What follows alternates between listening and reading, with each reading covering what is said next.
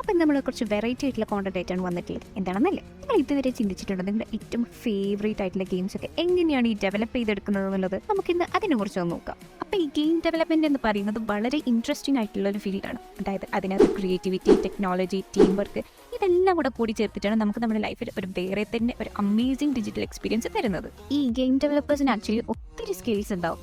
അതായത് programming, art, design, audio ഇങ്ങനെയുള്ള കുറേ കാര്യങ്ങൾ കൂടി ചേർത്തിട്ടായിരിക്കും ഇവർ ഭയങ്കര ഇമ്മേഴ്സീവും എൻഗേജിങ്ങുമായിട്ടുള്ള ഗെയിംസ് ക്രിയേറ്റ് ചെയ്തിട്ട് ഹോൾ അറൗണ്ട് ദ വേൾഡിലുള്ള പ്ലെയേഴ്സിനൊക്കെ അട്രാക്ട് ചെയ്യുന്നത്. അതുപോലെ തന്നെ ഗെയിം ഡെവലപ്പേഴ്സിന് വേണ്ടിയിട്ട് ഒരുപാട് ഗെയിം എഞ്ചിൻസ് ഒക്കെ അവൈലബിൾ ആണ്. ലൈക്ക് യൂണിറ്റി, അൺറിയൽ എഞ്ചിൻ അങ്ങനെയൊക്കെ.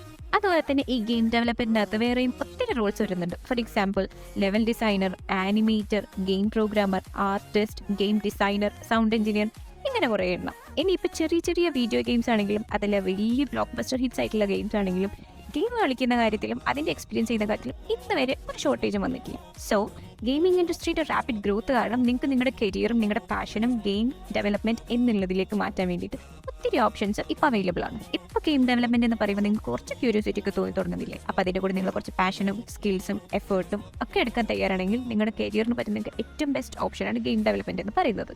ഇതുപോലെയുള്ള കില്ല വീഡിയോസ് ആയിട്ട് ഞങ്ങൾ ഇനി വരുന്നതായിരിക്കും. And save it for later, share with your friends. Thank you.